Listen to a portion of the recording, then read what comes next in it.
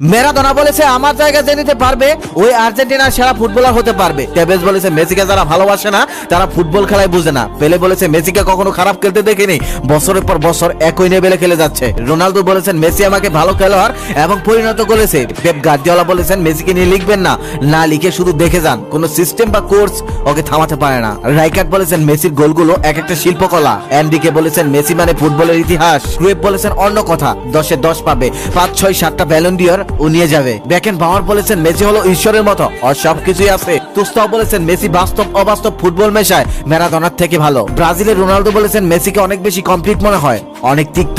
Figo বলেছে মেসিকে দেখা মানে অর্গাজমের পর অবিশ্বাস্য তৃপ্তি। জাবি বলেছেন মেসি অন্যদের থেকে কত এগিয়ে, যারা বোঝে না তারা অন্ধ। ইনিয়েস্তা বলেছে মেসি যা পারে অন্যরা তা পারে না, বার্সেলোনা আর কখনোই আরেকটা মেসি পাবে না। রোনালদিনহো বলেছেন আমি একবার বিশ্ব সেরা হয়েছিলাম, কিন্তু তখনও বার্সাতে সেরা ফুটবলার হয়ে উঠতে পারিনি, কারণ বার্সাতে মেসি ছিল। অরি বলেছে মেসিকে দেখলে সতর্ক থাকতে হয় যাতে এক মুহূর্ত মিস না করি। ইব্রাহিমোভিচ বলেছেন মেসির বাম পায়ে যথেষ্ট, ডান পায়ের প্রয়োজনই নেই। খুলিত বলেছেন ওকে